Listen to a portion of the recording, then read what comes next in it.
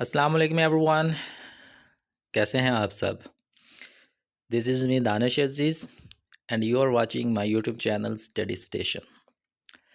Ladies and gentleman, हम BS English fifth semester का एक नया सब्जेक्ट डिस्कस करने जा रहे हैं, एक नई सीरीज़ डिस्कस करने जा रहे हैं जिसका नाम है Pakistani literature in English.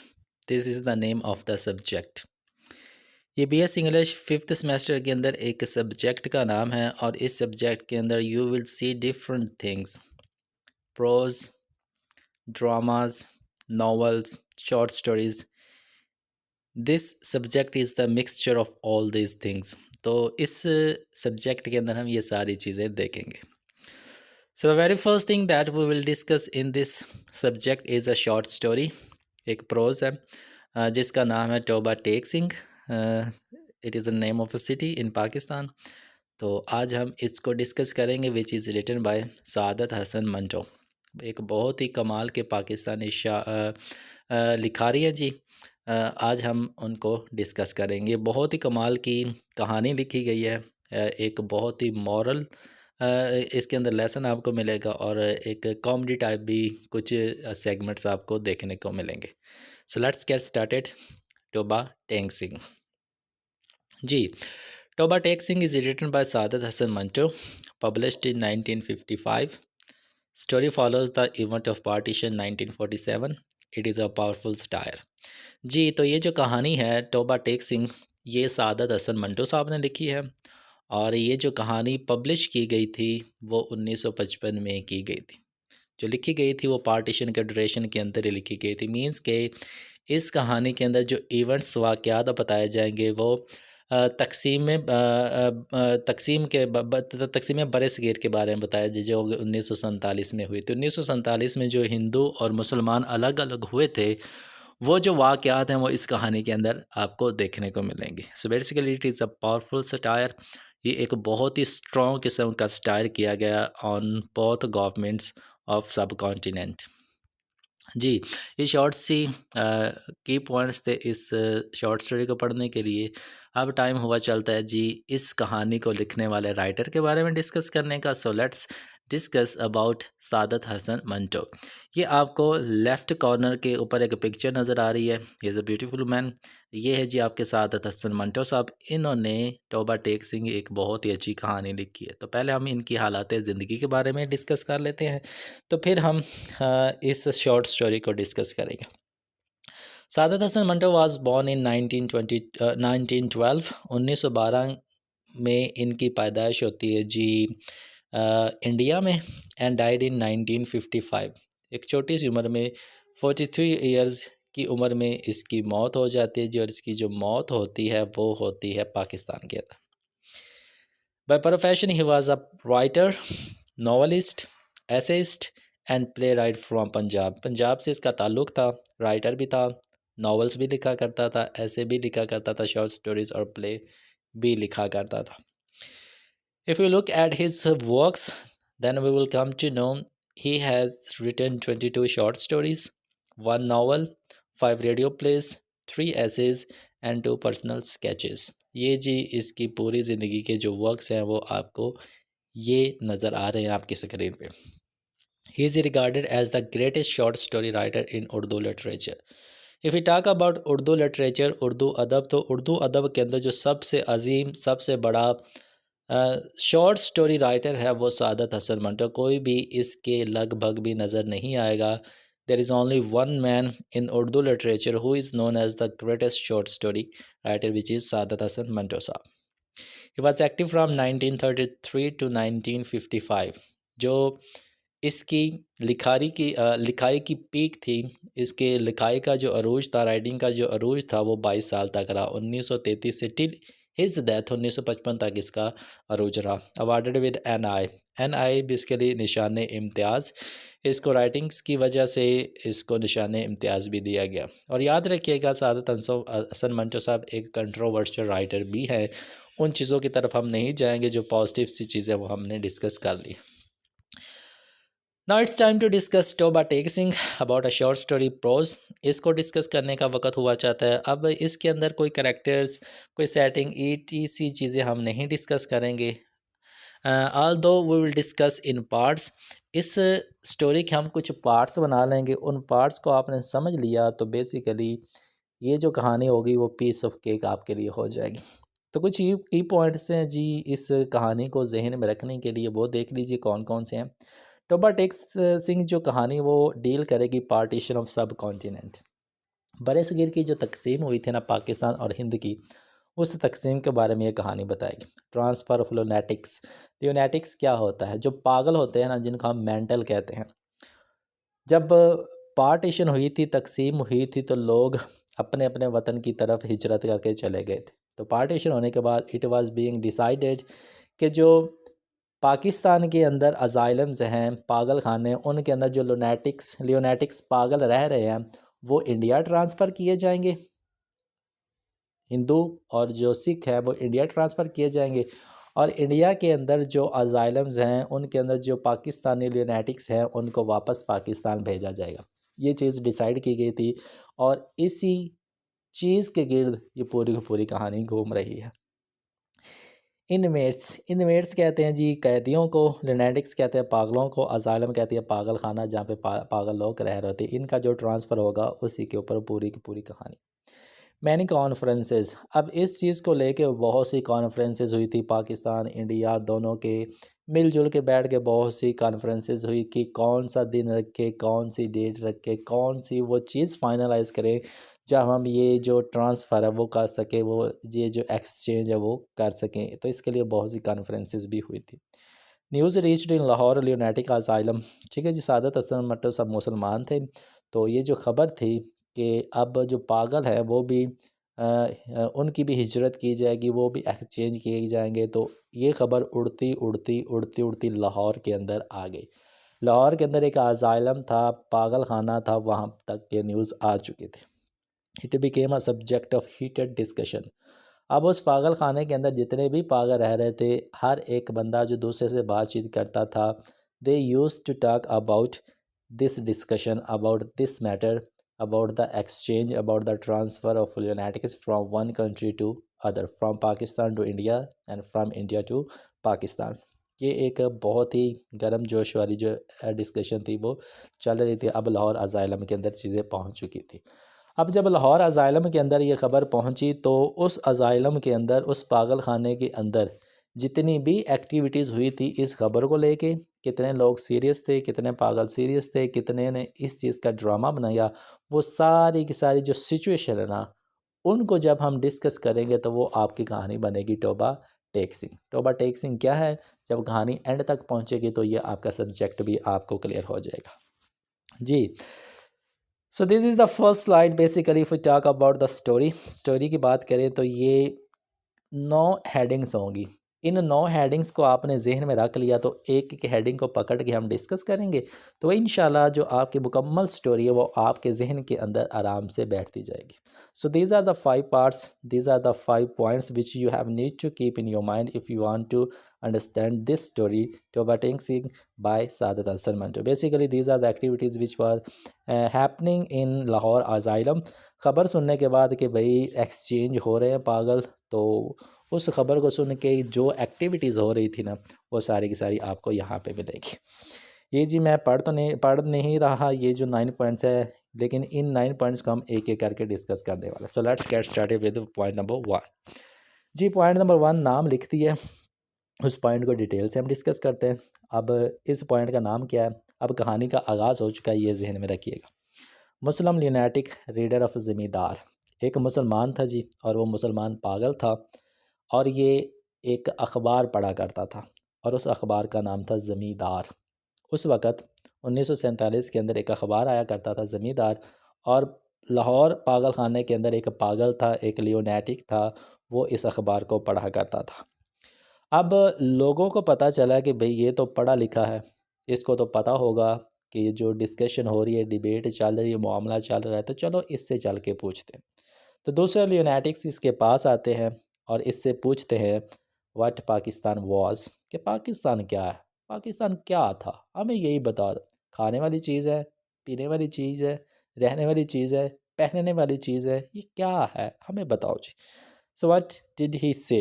He replied a place, Pakistan एक जगह है, इन इंडिया, इंडिया के अंदर, कि पाकिस्तान ना इंडिया के अंदर एक जगह है, where cut throat razors, cut throat razors कहते हैं जी गला काटने वाला जो रेजर्स यूज़ होते हैं ना, आर मेड, वहाँ पे रेज़र बनाए जाते हैं। इंडिया के अंदर एक जगह है जहाँ पे रेज़र बनाए जाते हैं और उस जगह को क्या कहते हैं? पाकिस्तान कहते हैं। जब उस पागल से ये सवाल किया गया तो उसने ये जवाब दिया। It was basically a funny question, funny answer as well. तो देखिए जी पागल किस तरह से हरकतें करते हैं, वो जो हरकतें होंगी वो सारी की सारी आपकी स्टोरी का हिस्सा होगी। So we'll you will enjoy a lot. तो सारे पार्ट्स देखते जाइएगा किस तरह से चलता है। तो ये था जी पार्ट 1। पहला पागल जिससे इस तरह का सवाल किया गया तो उसने जवाब क्या दिया। Number 2 we have Sikh lunatic to Sikh lunatic. उस पागल खाने के अंदर हिंदू भी थे, मुसलमान भी थे, सिख भी थे और कुछ और भी लियोनेटिक्स मौजूद थे। अब पहला तो हो गया, अब दूसरा पॉइंट क्या है जी? एक सिख पागल है, दूसरा सिख पागल से क्या कह रहा है? Sardar ji, why are we being sent to India? Sardar ji हम इंडिया क्यों भेजे जा रहे हैं? हम इंडिया क्या करेंगे जाके? We don't know the language though, हम अगरचे उनकी ज़ुबान भी नहीं जानते हैं। चलो यहाँ पे तो हम बातचीत कर लेते हैं, इंडिया हमारे लिए एक नई जगह है, वहाँ की ज़ुबान हमें नहीं आती, तो वहाँ जा के हम बात किस तरह से करेंगे? ये पहला सरदार दूसरे सरदार से सवाल करता है। अब दूसरा सरदार जवाब क्या देता है? ट्वेंट replied, I know their language. दूसरा सरदार साहब कहते हैं जी परेशान नहीं होना, मैं उनकी ज़ुबान जानता हूँ। उनकी ज़ुबान क्या है जी? हिंदोस्ट्रस। ये उस ज़ुबान का नाम बताता है, जिस तरह पंजाबी ज़ुबान है, उर्दू ज़ुबान है, इस तरह वो कहता है कि इंडिया की जो ज़ुबान है ना, उस ज़ुबान को हिंदोस्ट्रस कहते हैं जी। तो मुझे तो ज़ुबान आती है, मुझे कोई परेशानी नहीं होगी वहाँ पे जाने में, तुम्हें भी नहीं होनी चाहिए, because you are going with me. तो परेशान आपने नहीं होना। ठीक है जी। ये दूसरा पार्ट, दूसरे पार्ट के अंदर पागलों ने क्या किया, यू हैव सीन। नंबर 3 अ मुस्लिम लियोनेटिक। अब एक तीसरा पागल आ गया, ये भी मुसलमान था। ही वॉज टेकिंग बाथ, ये नहा रहा था। ही रेज्ड अ स्लोगन, तो ये एक नारा लगाता, नहाते नहाते जिस तरह बंदे को जोश नहीं आता, इस बंदे को, इस पागल को जोश आ गया। जोश में इसने एक नारा लगाया, पाकिस्तान जिंदाबाद। जिसको पता था कि एक्सचेंज हो रहा है, पागल इधर उधर जा रहे हैं, अलहदगी हो चुकी है, तो इसने ज़ोर का नारा लगाया, पाकिस्तान जिंदाबाद। जब इसने पूरे ज़ोर का नारा लगाया ना, ही जस्ट लॉस्ट हिज बैलेंस, ये जो अपना तवाज़ुन है वो खो बैठता है, एंड ही स्लिप्स, फिसलता है जी, फिसलते के साथ ही नीचे गिर पड़ता है। और ये जो जवान साहब होता है हमारा, ये लुनेटिक, ही जस्ट बिकम अनकॉन्शियस, ये वहाँ पे बेहोश हो जाता है। तो ये एक एक्टिविटी आपको ये भी देखने को मिली। नंबर 4 अ कन्फ्यूज लुनेटिक। अब मामलात इस तरह के थे, हर तरफ Pakistan India, India Pakistan, Pakistan India, इधर के उधर लोग, उधर के इधर लोग। ये एक बहस ना एक पागल सुन रहा था, और इस बहस को सुन सुन के ही जस्ट बिकम कन्फ्यूज़, बहुत ज़्यादा परेशान हो गया। अब जब परेशान हुआ तो ये कोई सफाई वगैरह कर रहा था, कोई काम कर रहा था, हर एक चीज़ को फ़र्श के ऊपर फेंकता है, हर एक चीज़ को जो जो इसके हाथ में होती है। अपने कमरे से बाहर निकलता है, कमरे से बाहर निकलने के बाद ये एक दरख्त के ऊपर चढ़ जाता है, दरख्त की ब्रांच के ऊपर चढ़ता है, एंड ही स्टार्ट स्पीच। ये ना नीचे जो पागल खड़े होते हैं ना, उनको तकरीर करना सा उनके सामने शुरू कर देता है। अब 1 घंटा 2 घंटे तक ना ये तकरीर करता रहता है about the heated discussion of Pakistan India. Pakistan India की जो डिस्कशन चल रही थी, बहस चल रही थी, उसी बहस के ऊपर ना ये 1 से 2 घंटे बोलता जाता है, बोलता जाता है, बोलता जाता है। नीचे जो गार्ड्स होते हैं वो इसको इंसिस्ट करते हैं कि भाई जो है ना आप नीचे आ जाओ, गेट डाउन, तो नहीं तो आपको चोट वगैरह लग जाएगी। तो वो कहता है कि नहीं, मैं तो नीचे नहीं आऊँगा। जैसे जैसे गार्ड्स कहते हैं कि नीचे आ जाइए, वैसे वैसे और का और ही ऊपर चला जाता है, और ज़्यादा ऊपर चला जाता है। एंड ही सेज़ कि भाई I neither want to live in Pakistan nor in India, I want to live on this tree. ना तो मैं पाकिस्तान के अंदर रहना चाहता हूँ, ना मैं इंडिया के अंदर रहना चाहता हूँ। जितनी तुम लोगों ने बहस शुरू की हुई ना, मेरा दिल ही नहीं चाहता कि मैं इन दोनों जगह पे रहूँ। मैं अब चाहता हूँ, मेरी ख्वाहिश है कि मैं कहाँ पे रहूँ, मैं इसी दरख्त के ऊपर रहूँ। खैर जी, उसकी मिन्नत समाजत करके उसको नीचे उतारा जाता है। जैसे ही नीचे उसको उतारते हैं, ये हर एक बंदे से, हर एक पागल से, हिंदू, सिख, मुसलमान जितने भी लोग वहाँ पे मौजूद होते हैं ना, सबके गले मिल के रोना धोना शुरू कर देता है कि हम जल्द ही सारे जुदा हो जाएंगे। तो इस तरह की एक्टिविटी आपको ल्यूनेटिक नंबर 4 से मिलती है। If you talk about lunatic number 5, he is also a Muslim, एक मुसलमान है जी, लेकिन ये एक पढ़ा लिखा जाहिल जिसको हम नहीं कहते, ये पढ़ा लिखा पागल है। And he is a radio engineer, radio का इंजीनियर जी। He holds a degree of MSc, इसके पास MSc की डिग्री है जी, बहुत पढ़ा लिखा था जी। लॉन्ग वॉक्स ऑल डे, सारा दिन उस पागल खाने अजाइलम के अंदर चलता फिरता रहता, चहलकदमी करता रहता। तो इसने भी बहस का इसके ऊपर बहुत असर पड़ा, इतना असर पड़ा कि he just takes off his clothes, अपने सारे कपड़े उतार के नंगा हो जाता है जी, और उसी अजाइलम के अंदर एक बाग होता है, गार्डन होता है, उस गार्डन के इर्द गिर्द भागना शुरू कर देता है। तो ये एक एक्टिविटी आपको इस ल्यूनेटिक्स के ज़रिए पता चलती। Then we have Muslim lunatic from Chiniot, एक जगह है जी चिनियाट, जहाँ का फर्नीचर बहुत ज़्यादा मशहूर है। It is just for general knowledge, ये इसका हिस्सा नहीं है, लेकिन आपको बताया कि चिनियाट एक जगह है, वहाँ पे एक मुसलमान रहता था, वो भी पागल था, जो कि इसी लाहौर अजाइलम के अंदर मौजूद था। अकॉर्डिंग टू दिस लियोनेटिक, ये जो मुस्लिम लियोनेटिक फ्राम चिनियाट है ना, इसके मुताबिक कि ये ऑल इंडिया मुस्लिम लीग का एक बहुत ही मेहरबान, एक बहुत ही ज़िम्मेदार, एक बहुत ही हार्ड वर्कर बंदा रहा, मीन कि ऑल इंडिया मुस्लिम लीग को ये चलाता रहा। अब ये क्या करता था, he take bath after 15 to 16 times a day, एक दिन के अंदर 15 से 16 दफ़ा अगर ये नहीं नहाता था ना, तो इसको आराम नहीं आता था। एक दिन के अंदर या 15 दफ़ा नहाता था या 16 दफ़ा नहाता था।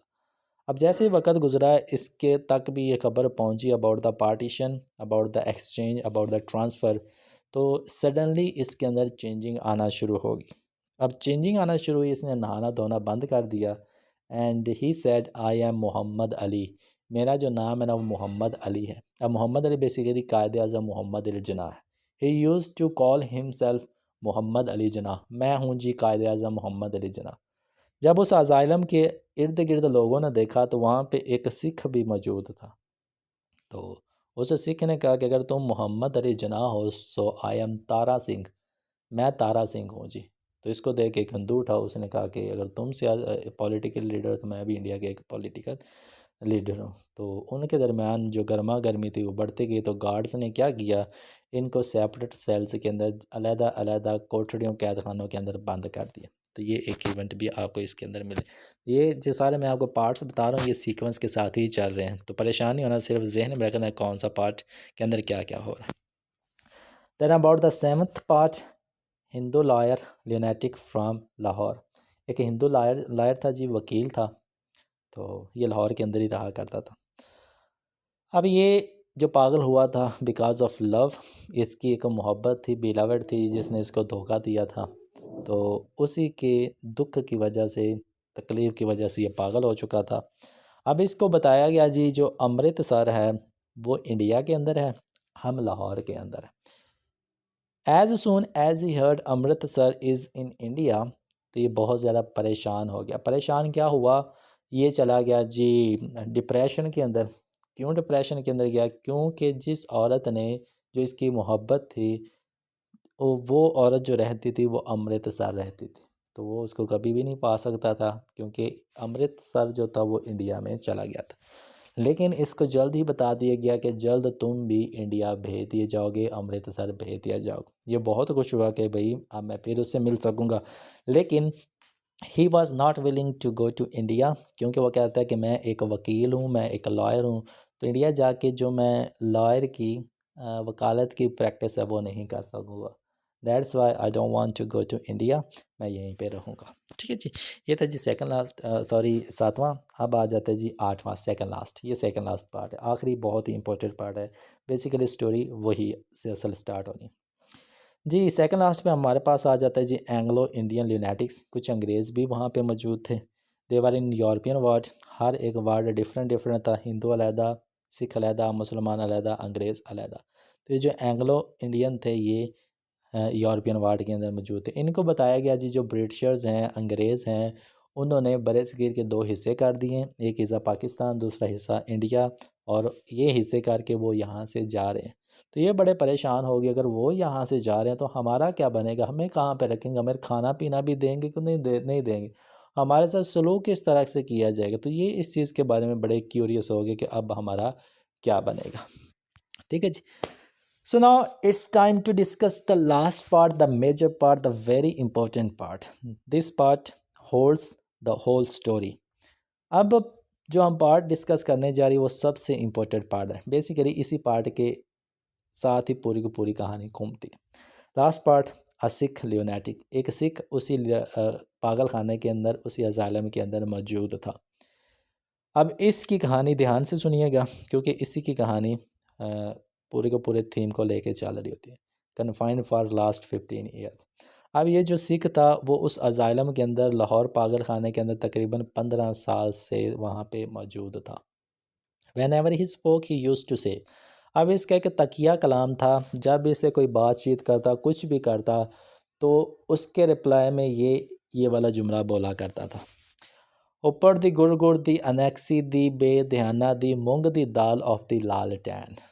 ठीक है जी, एक दफ़ा फिर सुन लीजिए ये क्या कहा करता था। इससे इसका नाम पूछते, कुछ भी पूछते, तो ये जवाब में क्या कहता, ऊपर दी गुड़ गुड़ दी अनेक्सी दी बेध्याना दी मूंग दी दाल ऑफ दी लालटेन। ये जो आपको रेड कलर की लाइन नज़र आ रही है ना, इसको अच्छे तरीके से याद कर लीजिएगा, जेहन में बिठा लीजिएगा, क्योंकि ये लाइन असिख लुनैटिक, एक सिख था, पागल था, उससे कुछ भी पूछा जाता तो वो यही बोलता था। अब गार्ड्स इसके बारे में मालूमात देते हैं कि ये जो बंदा था इसको यहाँ पे आए हुए 15 साल हो चुके हैं और 15 सालों में ही नेवर स्लेप्ट, ये एक दफ़ा भी सोया नहीं था, नींद इसने नहीं दी थी, क्योंकि 15 साल इसने जाग कर गुजारे हैं, खड़े होकर गुजारे हैं, लेट के गुजारे हैं। मोस्टली जब आप इसको देखोगे, इस सिख को, इस सिख पागल को, तो ये आपको खड़ा हुआ ही नज़र आएगा। जब कभी ये थोड़ा सा थक जाता तो दीवार के साथ ये झुक जाता था, फिर भी लेटता नहीं था, सिर्फ दीवार के साथ ये टेक लगा लिया करता था। हाँ, 15 साल चल चल के, खड़े हो के, इसके जो फीट थे, लेग्स थी, वो परमानेंटली स्वॉलन हो चुकी थी, वो सूज चुकी थी, सोजिश उनके अंदर आ चुकी थी, बहुत ही मोटी हो चुकी थी। He was listening carefully the discussion. अब इस तक भी वो बात पहुंची कि एक्सचेंज हो रहा है जी, ट्रांसफ़र चीज़ें हो रही हैं, तो डेफिनेटली इनको भी ट्रांसफ़र किया जाएगा। When he was being asked his opinion he said. अब डिस्कशन इस तक पहुंची तो बहुत से लोग इसके इर्द गिर्द खड़े हो गए और इस सिख लिनेटिक से पूछा, अब आप अपनी राय दें कि इस एक्सचेंज, इस ट्रांसफ़र, इस माइग्रेशन के बारे में आपकी क्या राय। तो वो क्या कहता है, ऊपर दी गुड़ गुड़ दी अनेक्सी दी बेध्याना दी मूंग दी दाल of the government of the Pakistan. अब ये उसने अपनी राय दे दीजिए। आपको बताया तो उसका तकिया कलाम है, जो कुछ भी पूछो वो यही जुमला बोलता है। His home town was Toba Tek Singh. जी, ये बहुत इंपॉर्टेंट। बेसिकली ये जो सिख था ये टोबा टेक सिंह से आया हुआ था, जिसकी वजह से लोग इसको टोबा टेक सिंह ही कहते थे, क्योंकि जब इससे इसका नाम पूछते तो वो आगे से वो जुमला बोल देता था। वहाँ के पागलों ने इसको टोबा टेक सिंह ही पुकारना शुरू कर दिया था। Had begun inquiring where Toba Tek Singh, nobody was quite sure. अब जब इसको पता चला कि अलहदगी हो चुकी है, लोग इधर उधर हो रहे हैं, तो इसने सबसे पूछना शुरू कर दिया, मुझे सिर्फ एक ही जवाब दे दें कि टोबा टेक सिंह कहाँ पे है, पाकिस्तान के अंदर, इंडिया के अंदर, मुझे सिर्फ ये कन्फर्म कर दें। लेकिन सारे वहाँ पे पागल थे, वो बाहर तो कभी गए नहीं थे, so nobody was much sure कि वेयर इज़ टोबा टेक सिंह, तो किसी ने उसको कोई जवाब नहीं दिया। अब ये बंदा 15 साल से यहाँ मौजूद था, तो हर महीने कुछ विजिटर्स आते, मीन्स कि इसको देखने के लिए आते, इससे मुलाकात करने के लिए आते। जब मुलाकात करने के लिए आते तो ये नहा धो के, नए कपड़े पहन के, पाउडर शाउडर खुशबू लगा के ये उनसे मिलने के लिए जाया करता था। जो विजिटर्स आते थे उन्होंने बताया कि इस सिंह का जो नाम है वो बिशन सिंह है। सो टोबा टेक सिंह जो बंदा था उसका जो असल नाम है वो बिशन सिंह है, और ये विजिटर्स से ही पता चलता है। अब ये जो बिशन सिंह था इसको 15 साल यहाँ पे आए हुए हो चुके थे। जब ये इस पागल खाने आया था तब इसकी एक नई नई बेटी पैदा हुई थी। क्योंकि ये 15 साल से यहाँ पे रह रहा था, इस वजह से इसकी जो बेटी की उम्र थी वो भी 15 साल हो चुकी थी। He was confuse about Toba Tek Singh. लेकिन ये जो बंदा था बिशन सिंह, जिसको टोबा टेक सिंह कहते थे, ये टोबा टेक सिंह के बारे में बहुत ज़्यादा परेशान था कि टोबा टेक सिंह आखिर आखिर किसके हिस्से में आया है। अब उसी अजाइलम के अंदर, पागल खाने के अंदर, एक पागल ने कह दिया कि भाई आई एम द गॉड, मेरे पास हर एक चीज़ का इल्म है, मैं गॉड हूँ, मैं खुदा हूँ, जो कुछ भी पूछ रहा हूँ मुझसे आके पूछो। तो बिशन सिंह के जो थे, और वो क्या चाहता था, वो उस गॉड के पास चला गया जी, उस ल्यूनेटी के पास चला गया। एंड ही सेड कि भाई मुझे टोबा टेक सिंह के बारे में तो बताओ, अगर आप गॉड हो, सब कुछ जानते हो, तो मुझे उसके बारे में बता दो। तो वो जो गॉड होता है, ल्यूनेटिक होता है, कि वो कहता है कि मुझे तो इसका नहीं पता, कहीं तो होगा, चाहे इंडिया चाहे पाकिस्तान। तो इस ल्यूनेटिक को, बिशन सिंह को, टोबा टेक सिंह को बहुत ज़्यादा गुस्सा आ जाता है। जब गुस्सा आता है तो वो क्या कहता है, ऊपर दी गुर गुर दी अनैक्सी दी बेध्याना दी मूंग दी दाल, ऑफ दी गुरु जी दा खालसा एंड गुरु जी की फतेह, जो बोले सो निहाल, सत श्री अकाल। जो उनका कलाम है सिखों का, वो उसके सामने, उस गॉड के सामने कहना शुरू कर देते।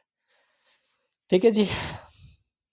अब एक्सचेंज के, ट्रांसफ़र के दिन करीब आ रहे थे। जब काफ़ी दिन करीब आ चुके तो इसका एक दोस्त इससे मिलने के लिए आता है, बिशन सिंह के, टोबा टेक सिंह से। तो ये उसको पहचानने से इनकार कर देता है। तो जो गार्ड होता है वो उसको बताता है कि ये आपका एक पुराना दोस्त है जिसका नाम है फ़ज़ल-दीन, तो तुमसे मुलाकात करने आया, तो तुम मुलाकात कर लो। अब ये फ़ज़ल-दीन से मुलाकात करता है। फ़ज़ल-दीन उसको कहता है कि there is no need to get worry about your family, अपनी फैमिली के बारे में परेशान मत होना, वो सारे इंडिया जा चुके हैं और वो महफूज हैं। और अपनी बेटी, जो तुम्हारी बेटी का नाम रूप कौर है, आपको बताया था कि वो 15 साल पहले थी जो पैदा हुई थी, उसका नाम रूप कौर है, तुम उसके बारे में परेशान मत हो, वो भी इंडिया जा चुकी है। जब तुम इंडिया जाओ तो वहाँ बलबीर सिंह, जो भी तुम्हारी बहनें, भाभियाँ, भाई हैं, उनको वहाँ जाके मेरा सलाम कहना, जब तुम वहाँ इंडिया चले जाओ, क्योंकि तुम लोग शिफ्ट होने वाले। तो यहाँ पे कुछ तुम्हारी भैंसें हैं, कुछ जानवर हैं, उनकी मैं देखभाल करता रहूँगा। तो इस तरह की उनसे डिस्कशन होती है। तो ये फिर सब कुछ सुनने के बाद फ़ज़ल दीन से पूछता है कि वेयर इज़ टोबा टेक सिंह। तो फ़ज़ल दीन कहता है ये वहीं पे जहाँ होना चाहिए। वो कहता है कहाँ पे? And he said in Pakistan, के टोबा टेक सिंह जो जिस हिस्से में आया ना, वो पाकिस्तान के हिस्से में आया। तो बिशन सिंह साहब कहते हैं, ऊपर दी गुर गुर दी अनेक्सी दी बेध्याना दी मूंग दी दाल, ऑफ दी पाकिस्तान हिंदुस्तान दुर फिटे मुँह। This is funny basically. तो इसको गुस्सा आ जाता है कि भाई मेरी सारी फैमिली इंडिया चली गई, टोबा टेक सिंह इधर है, मैं यहाँ का रहने वाला हूँ, तो ये यहाँ कैसे आ गए। तो इसको बहुत ज़्यादा यहाँ पे गुस्सा आता है। ठीक है जी। तो फिर क्या होता है जी, अब जो एक्सचेंज की अरेंजमेंट्स थी, हर एक चीज़ फाइनलाइज हो चुकी थी। इन तमाम पागलों को एक रात, सर्द रात, बसों के अंदर बिठाया जाता है, उनकी लिस्टें तैयार की जाती हैं, और इन सब को ना वाघा बॉर्डर की तरफ ले जाया जाता है। ये बॉर्डर के स्पेलिंग सॉरी करता हो कि ये BORDER बॉर्डर, ताकि इनको एक्सचेंज कर सके, ट्रांसफ़र कर चुके। तो लिस्टें जो थी वो एक दूसरे को दे दी जाती हैं, इंडिया वालों की इंडिया को दे दी जाती कि इतने लुनेटिक्स हम आपको भेज रहे हैं, और जो इंडिया वाले हैं वो पाकिस्तानी को लिस्ट दे देते हैं कि इतने हम भेजेंगे। अब एक एक करके ना सारे लुनेटिक्स को ना जो गार्ड्स होते हैं, सिपाही होते हैं, सोल्जर्स होते हैं, वो अपनी ज़िम्मेदारी में तमाम लोगों को शिफ्ट कर रहे होते हैं, ट्रांसफ़र कर रहे होते हैं बॉर्डर के ज़रिए। अब करते करते करते करते करते करते बारी आ जाती है जी बिशन सिंह की, टोबा टेक सिंह की। अब इसको पकड़ के ले जाया जाता है। तो ये उन गार्ड से पूछता है वेयर इज़ टोबा टेक सिंह। तो जो गार्ड्स होते हैं वो कहते हैं इन पाकिस्तान, इन पाकिस्तान, पाकिस्तान के अंदर जी टोबा टेक सिंह। तो ये ना उनके से ना हाथ चढ़वा के ना भागना चाहता है, लेकिन उन्होंने इसको मजबूती से पकड़ा होता है। तो ये कहता है, ऊपर दी गुर गुर दी अनेक्सी दी बेध्याना दी मूंग दी दाल, of the Toba Tek Singh of Pakistan. ठीक है जी। अब ना इसको खींच खींच के उस बॉर्डर लाइन से दूसरी तरफ ले जाना होता है, लेकिन ये बंदा बहुत सख्त होता है, क्योंकि इसने 15 साल खड़े होकर गुजारे होते हैं। तो जो गार्ड्स होते हैं इसको पुश करते हैं, धक्का लगाते हैं, लेकिन ये 1 इंच भी वहाँ से नहीं हिलता, पूरा जोर लगा के वो एक जगह पे ही ठहरा रहता है। बहुत कोशिश की जाती है, बहुत जस्तजू, बहुत मेहनत की जाती है कि इसको किसी तरह से बॉर्डर क्रॉस करवा दिया जाए, लेकिन जो बिशन सिंह था, टोबा टेक सिंह था, वो अपने कदमों पे साबित कदम रहा। एट द एंड जो गार्ड्स थे वो हिम्मत हार चुके थे, और वो उस टोबा टेक सिंह को, बिशन सिंह को, जिस जगह पे वो खड़ा था वहीं पे खड़ा रहा। अब वक़्त गुज़रता गया, वक़्त आ चुका थी, आ गया था जी सुबह सूरज निकलने का, सनराइज़ का टाइम हो चुका था। सनराइज़ का टाइम हो चुका था। वो बंदा जो 15 साल तक अजाइलम के अंदर 15 साल तक खड़े होके उसने ज़िंदगी गुजारी थी, वो अभी तक वैसे का वैसा ही खड़ा था। अब सूरज निकलने वाला था, सूरज जैसे ही निकला तो उस जगह से एक ज़ोरदार चीख निकली, और जैसी चीख निकली गार्ड्स ने देखा वो बिशन सिंह जो 15 साल तक खड़े रह के जिसने ज़िंदगी गुजारी थी, अब वो गिरा पड़ा था। एक तरफ पाकिस्तान था, दूसरी तरफ हिंदुस्तान था, और दरमियान में लेटा हुआ था टोबा टेक सिंह। ठीक है जी। So this is the short story Toba Tek Singh which is written by Saadat Hassan Mancho. Hope so you people enjoyed it a lot. Hope so कि आपको कहानी पसंद आई होगी, होप सो कि आपको समझ भी आ गई होगी। बावजूद इसके कोई सजेशन हो, कोई एडिशन हो, कुछ कहना चाह रहे हो तो कमेंट सेक्शन में लाजमी बताइएगा। और वीडियो अगर पसंद आई हो तो kindly subscribe my YouTube channel, like this video, share this video and comment on this video. Thank you so much. इंशाल्लाह we will see you in our next video. तब तक के लिए thank you so much. Have a nice day to all of you.